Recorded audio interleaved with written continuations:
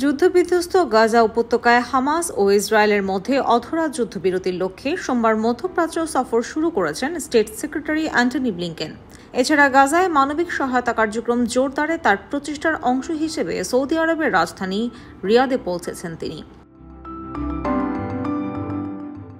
গত বছরের 7 অক্টোবর ইসরায়েলে হামাসের হামলার মাধ্যমে যে সংঘাতের সৃষ্টি হয় এবং এর পাল্টা প্রতিশোধ নিতে গাজা উপত্যকায় ইসরায়েলে অবিরাম বোমা বর্ষণ ও সামরিক অভিযানে হাজার হাজার ফিলিস্তিনির প্রাণহানির মধ্য দিয়ে সহিংস হয়ে ওঠা মধ্যপ্রাচ্যে এটি অ্যান্টনি ব্লিংকেনের 7ম সফর। এবারের এই সফরে এই শীর্ষ মার্কিন কূটনীতিকের জর্ডান ও ইসরায়েল সফরের কথা রয়েছে। সৌদি আরব সফরে তিনি সৌদি ইসরায়েল সম্পর্ক উন্নয়নে দেশটির নেতাদের সঙ্গে বৈঠকে বসবেন। এ সময় তিনি বেশ কয়েকজন উপসাগরীয় ও ইউরোপীয় দেশের পররাষ্ট্রমন্ত্রীর সঙ্গেও বৈঠক করবেন।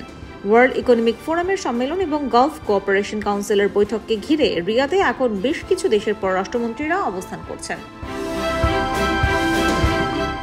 স্টেট ডিপার্টমেন্টের কর্মকর্তারা জানিয়েছেন, বিভিন্ন দেশের নেতা ও মন্ত্রীদের সঙ্গে বৈঠকে ব্লিংকেন গাজায় যুদ্ধ পরবর্তী পুনর্গঠন কাজ নিয়ে আলোচনা করবেন।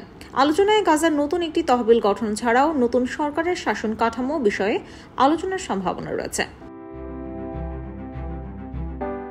ইসরায়েলি পণবন্দীদের মুক্তির বিনিময়ে গাজা উপত্যকায় হামলা বন্ধ প্রসঙ্গে প্রধানমন্ত্রী বেনিয়ামিন নেতানিয়াহু এবং প্রেসিডেন্ট জো বাইডেনের মধ্যে টেলিফোন সংলাপের কয়েক ঘণ্টার মধ্যেই মধ্যপ্রাচ্যে পৌঁছালেন Blinken.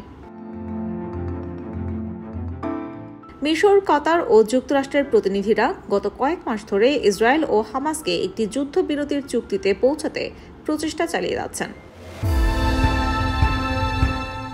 IBTV USA, new York.